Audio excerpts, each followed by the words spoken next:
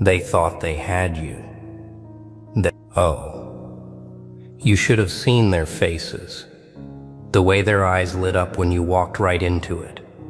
The little glances they exchanged when they thought you weren't looking. The barely contained smirk hiding behind fake concern. They had been planning this for weeks, maybe months, laying the groundwork, planting seeds, building a cage so carefully designed, so perfectly tailored to your weaknesses that there was no way you could see it coming. And you walked right in, like a lamb to slaughter.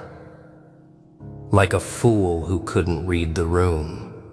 Like someone so desperate for connection, for acceptance, for belonging, that they'd ignore every red flag waving in their face. You walked in with your guard down, with your heart open, with that look in your eyes that said, "I trust you." And they loved it. They absolutely loved watching you step onto the X they had marked on the floor. Loved watching you hand over the ammunition they'd use against you. Loved the power of knowing something you didn't, the thrill of the hunt, the satisfaction of watching prey wander into the kill zone without a clue. Poor thing.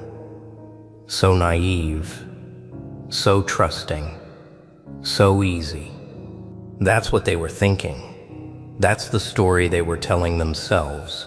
That's the narrative that made them feel intelligent, superior, in control. They had studied you, learned your patterns, identified your soft spots. They knew exactly which buttons to push, which words to use, which illusions to create. And it worked.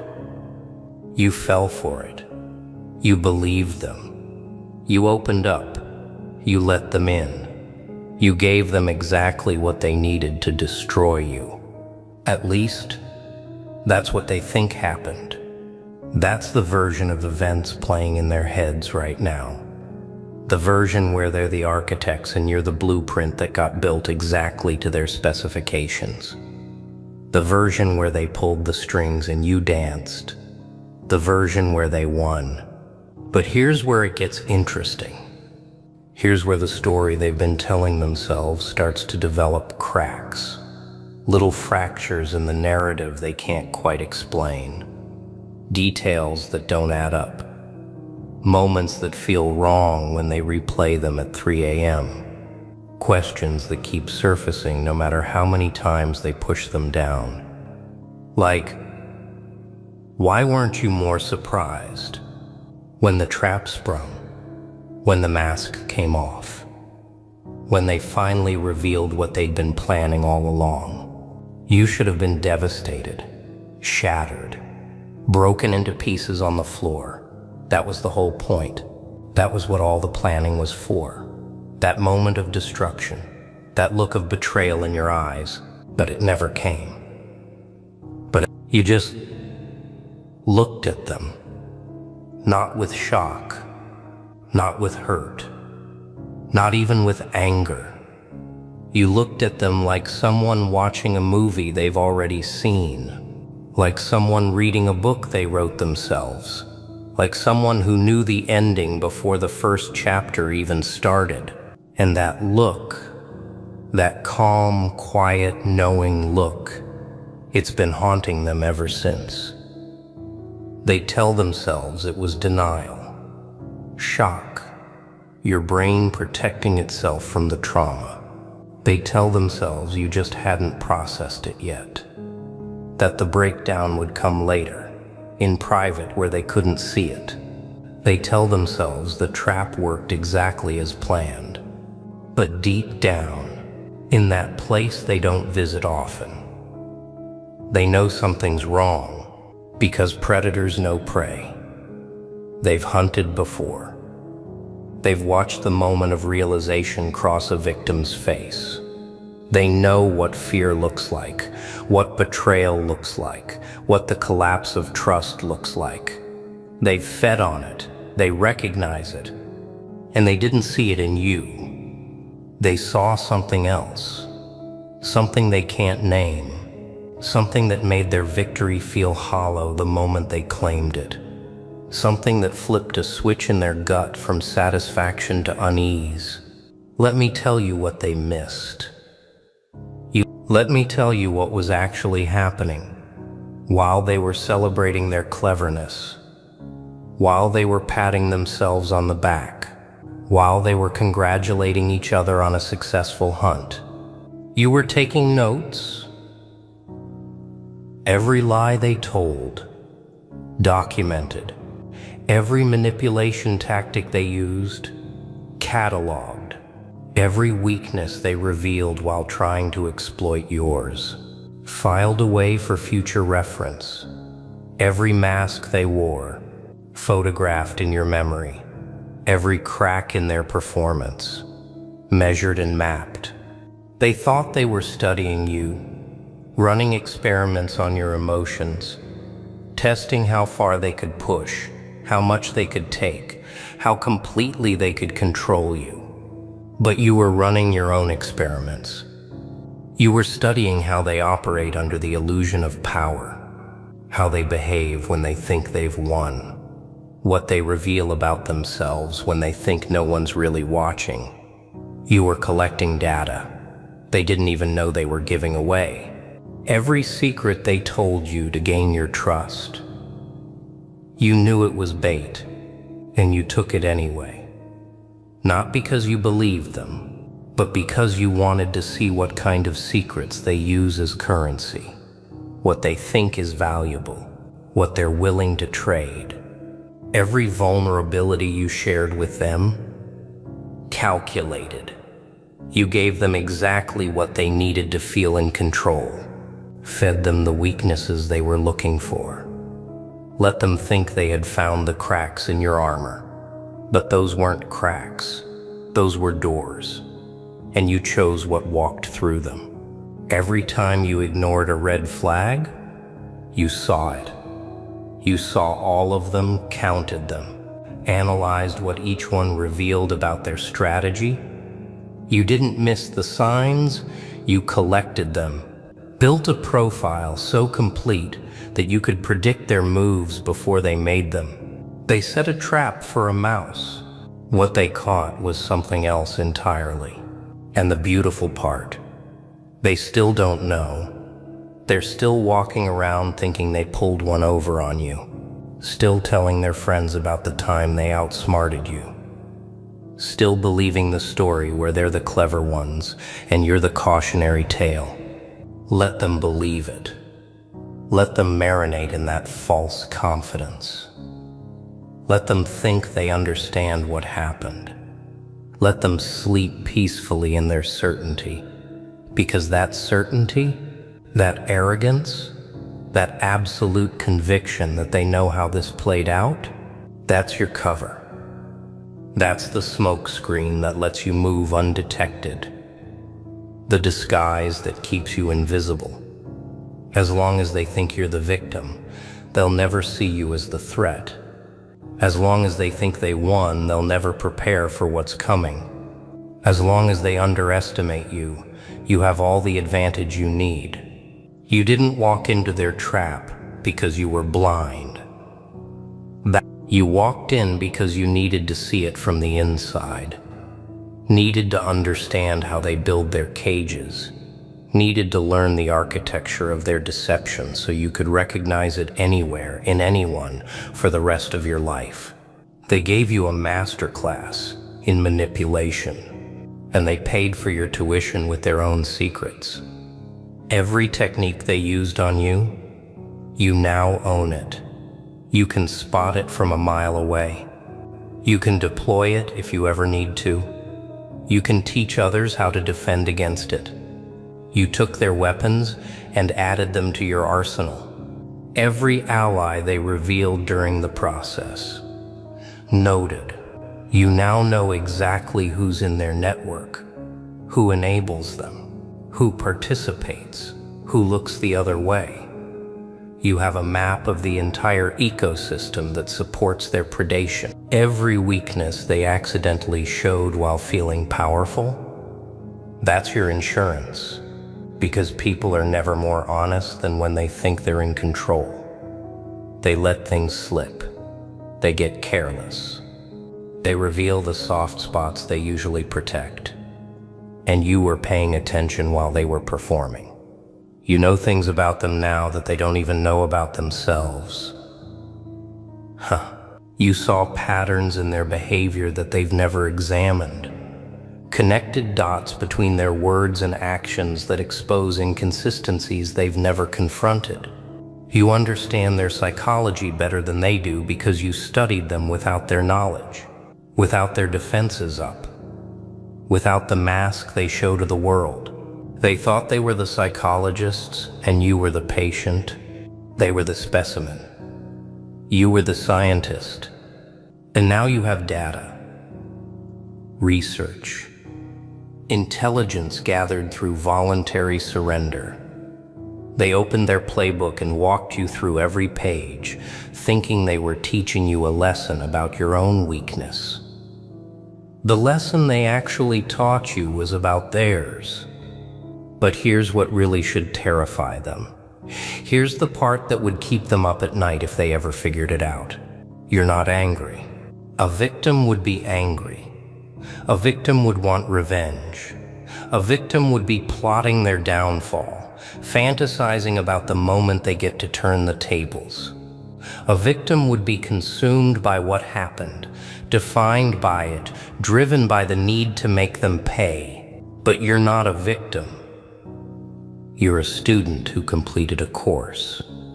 You're a researcher who finished a study. You're an infiltrator who extracted exactly what they came for. And now you've moved on to the next chapter, the next level, the next evolution that their little trap made possible. They think they broke you. They actually trained you. Everything you learned in their cage made you harder to catch, harder to fool, harder to manipulate. You went invulnerable and came out vaccinated. You developed antibodies to their particular strain of deception. And not just theirs, everyone who operates like them. Everyone who uses the same tactics. Everyone who hunts the same way. You can see them all now. The predators. The manipulators. The ones who smile while they're calculating. The ones who get close only to extract. The ones who study your weaknesses while pretending to admire your strengths. You recognize them instantly now. Something in your system sounds an alarm the moment they enter your radar. That's what you bought with your apparent naivety. That's what you purchased with your fake vulnerability. That's the upgrade you received in exchange for letting them think they had won. And the funniest part? They're probably going to try again. Not on you. They think you're already conquered, but on someone else. Using the same playbook, the same techniques, the same trap with a fresh coat of paint. And they'll never know that the last person they caught has been quietly warning others, teaching others, showing others exactly what to look for. The signs that seemed invisible to you once are now being broadcast to everyone who needs to see them. You're not just a survivor. You're a breach in their system. Every person you help recognize the pattern is another failed hunt for them. Every potential victim who walks away because something felt familiar is your doing. You've become a virus in their operation, spreading immunity everywhere you go. They thought they were taking something from you. You were taking everything from them. Their methods, their secrets, their playbook, their network, their weaknesses, their patterns. The instruction manual they never wrote down but demonstrated perfectly while they thought they were in control. And you left something behind too. A version of yourself they think they know. A character they believe in. A story they tell themselves that keeps them comfortable and blind. You gave them a false memory to hold on to. A trophy that isn't real. A victory that exists only in their imagination. While the real you walked out with everything. They'll figure it out eventually. One day, something will happen that doesn't make sense. They'll see evidence that contradicts their story. They'll encounter someone who knows things only you could have told them. They'll recognize a defensive move that looks suspiciously like something they invented. And in that moment, the doubt will start. The small questions will become big ones. The cracks in their narrative will become chasms. The certainty they've been sleeping in will turn into quicksand. They'll start replaying everything. Every conversation, every moment, every look in your eyes that they interpreted as naivety. And slowly, horrifyingly, they'll start to see it differently. They'll realize you were never confused. You were cataloging. They'll realize you were never vulnerable. You were baiting. They'll realize you were never trapped. You were conducting research from inside their laboratory. And by the time they fully understand what happened, it'll be too late. The information will be everywhere. The immunity will have spread. Their methods will be obsolete. Their power will be neutralized. All because they invited the wrong person into their trap. All because they were so focused on being predators that they never considered they might be prey. All because they looked at you and saw what they wanted to see instead of what was actually there. You knew. From the first lie, from the first red flag, from the first moment something felt calculated instead of genuine. You knew, and you stayed. Not because you were weak, not because you were desperate, not because you couldn't see what was happening. You stayed because you had questions only the inside could answer. You stayed because the trap was the classroom. You stayed because sometimes the only way to truly understand a predator is to let them think they've caught you. And now you understand everything. Their techniques have no power over you anymore. Their type holds no mystery. Their kind can't touch you because you've mapped every move they make before they make it. You graduated from their trap, and they handed you the diploma while thinking they were handing you a death sentence. So let them keep believing they won. Let them keep telling that story. It's the best cover you've ever had. And they built it themselves.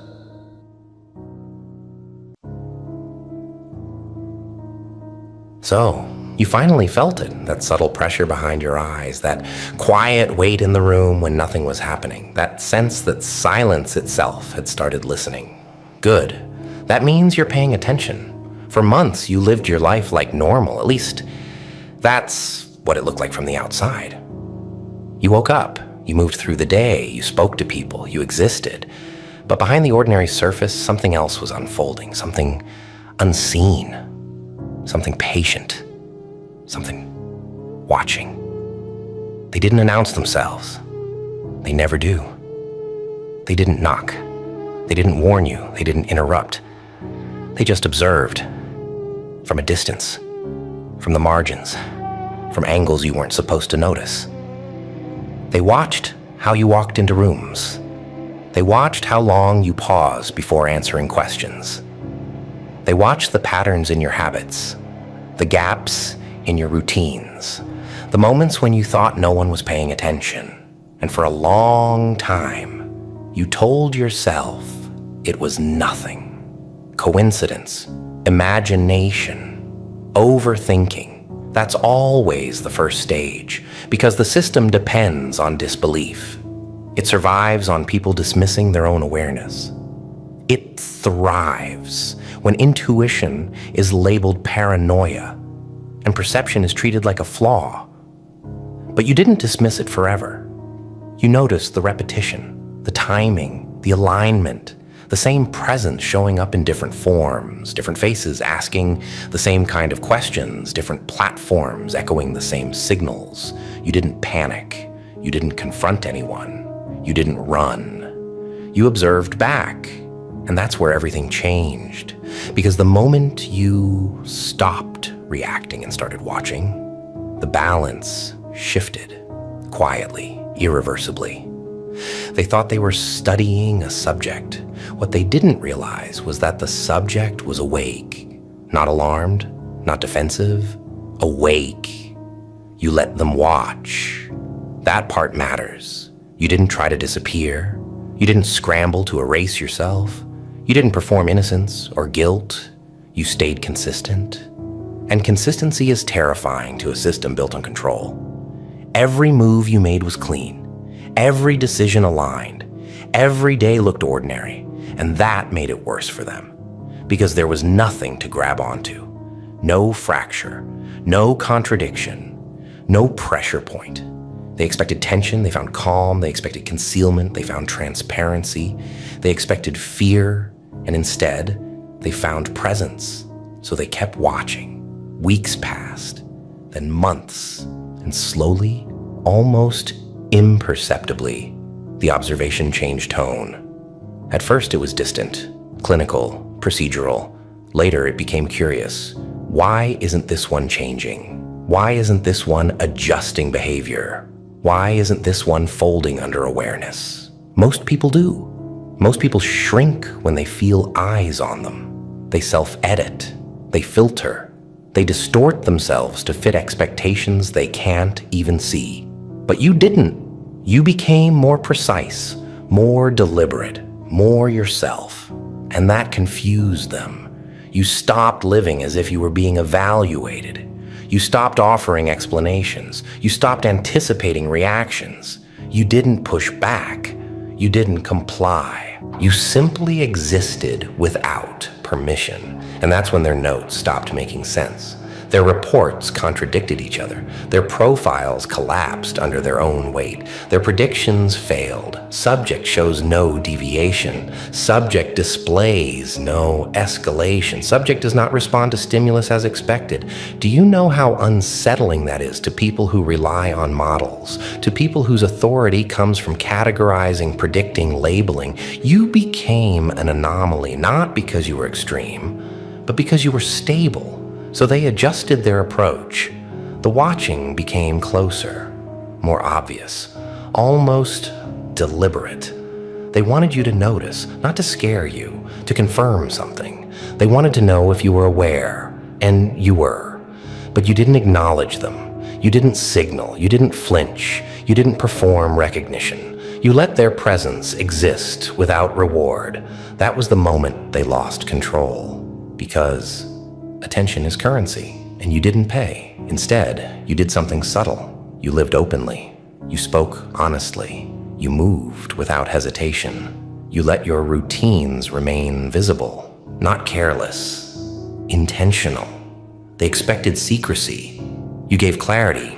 They expected strategy. You gave simplicity. And simplicity is impossible to decode for systems addicted to complexity. At some point, somewhere between the third and fourth month, the internal language shifted. The words changed. No longer monitor, no longer track. Now it was understand. Now it was interpret. Now it was engage. That's when the request started forming. The idea that observation wasn't enough anymore. Because cameras can collect behavior, but they can't capture presence. Data can describe movement, but not meaning. They had everything on you. And still, they had nothing. So the question emerged, the one that always comes when authority meets something it can't dominate. What if we talk to them, not interrogate, not confront, meet face to face, eye to eye? Because somewhere along the way, the watchers realized something unsettling. You weren't hiding anything. You weren't running an operation. You weren't masking intent. You weren't playing a game. You were simply unafraid. And that's not supposed to happen. Fear is the lever. Fear is the control mechanism. Remove fear, and the entire structure loses leverage. You didn't resist them, you made them irrelevant, and now they want a meeting.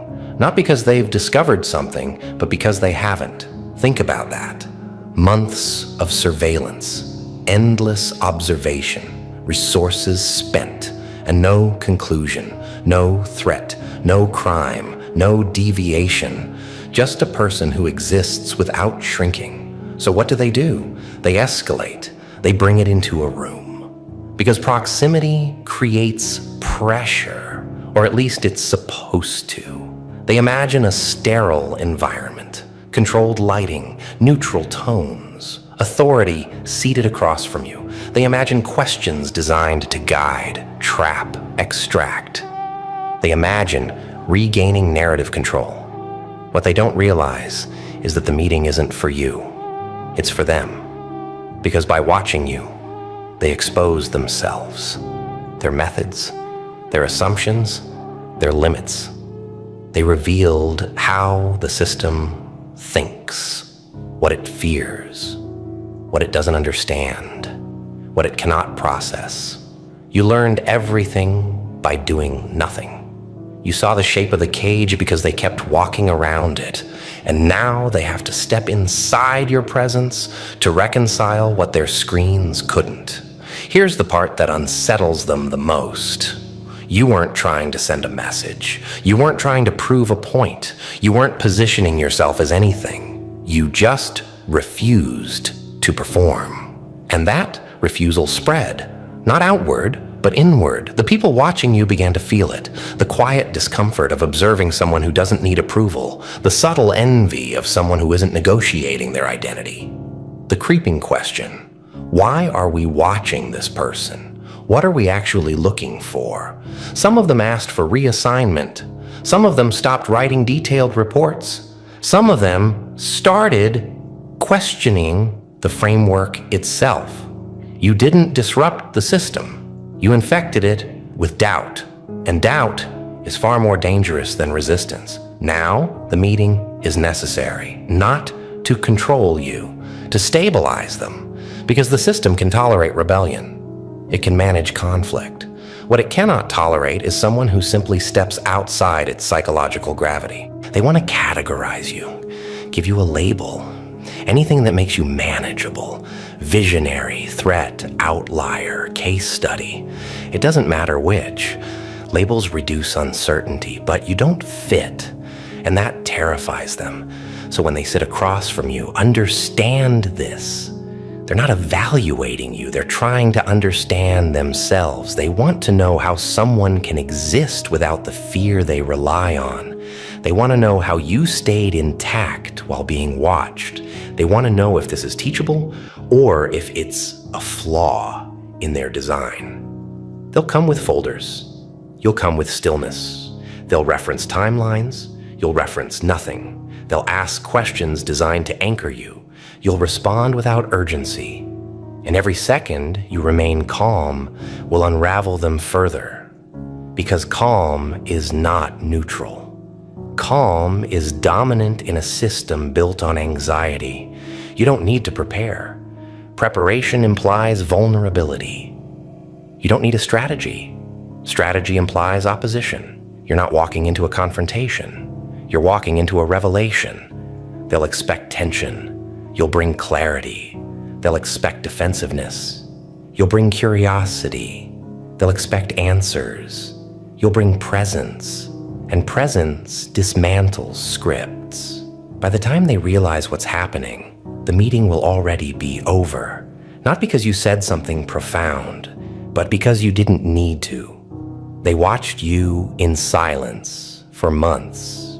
And in that silence, they learned something they can't unlearn. That control only works on people who believe they need permission to exist. Now it's time to meet. Not for judgment, not for compliance, but for recognition. They're not summoning you. They're admitting they don't understand you. And that admission is the quiet collapse of their authority. You were never the subject. You were the proof.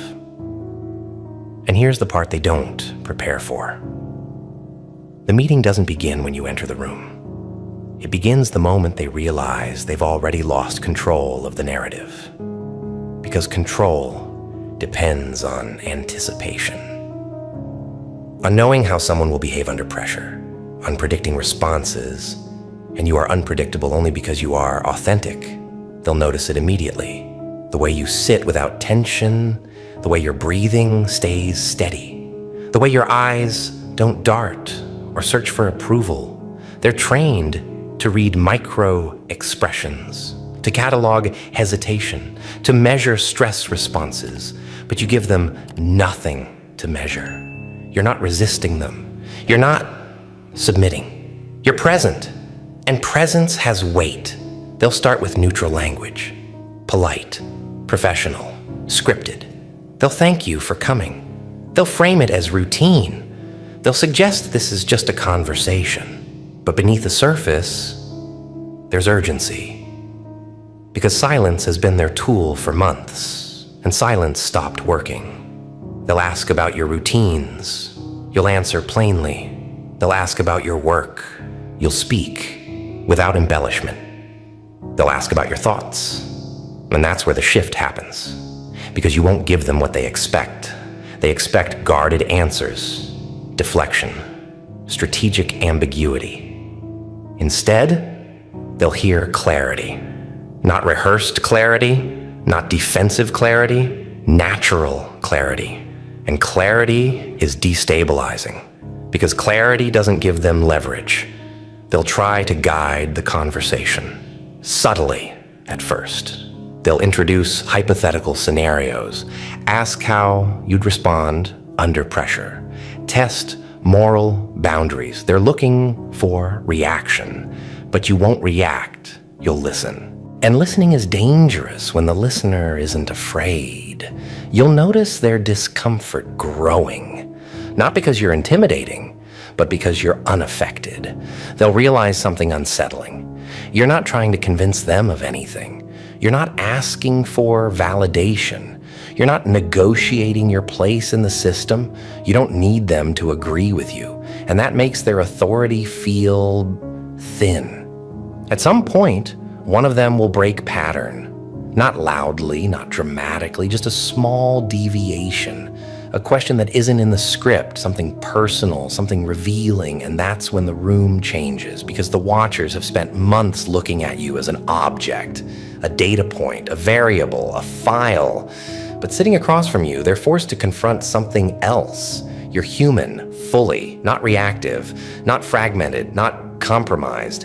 And that presence does something to people who live inside systems. It reminds them of what they gave up to belong. They'll feel it. The quiet comparison. Why do they look so calm? Why don't they seem threatened? Why don't they need to perform? They'll start projecting. They always do. They'll assume you have some secret, some philosophy, some training, some hidden advantage, because it's easier to believe you're exceptional than to accept that freedom is a choice. They'll ask if you planned this, if you anticipated the surveillance, if you orchestrated the response. You'll tell them the truth, that you didn't plan to be watched. You just refused to live differently once you noticed. And that answer will land harder than any strategy, because it exposes the illusion that power comes from authority, that safety comes from compliance, that meaning comes from permission. You didn't fight their system. You simply didn't let it define you. And that's what they can't tolerate, because if one person can do that, others can too. They'll try to contain the conversation, bring it back to objectives, timelines, frameworks, outcomes, but the tension in the room will remain, because this meeting was never about you explaining yourself. It was about them confronting something they don't understand. The longer it goes on, the clearer it becomes. You're not here to be evaluated, you're here to be felt. And feeling isn't something their tools can process. Eventually, someone will ask the question they've been avoiding. Not directly, but close. Why don't you seem afraid? They won't phrase it that way, but that's what they're asking. And your answer won't be dramatic. It won't be defiant. It will be simple, because fear only works When you believe someone else owns your life, and you don't, that answer will linger because it implies something terrifying. That the system only has power because people give it emotional authority, and emotional authority can be withdrawn quietly, individually, without protest. They'll realize the danger isn't rebellion, it's detachment, not apathy, clarity. You didn't rage against them, you didn't expose them, you didn't try to dismantle anything, you just lived as if they weren't the center of reality. And in doing so, you revealed that they aren't. That realization will ripple outward, not immediately, not visibly, but it will follow them home into their thoughts, into their doubts, into their private moments of reflection. Some of them will try to dismiss it, label you an anomaly, a rare case, a statistical outlier, but they'll know it's not true.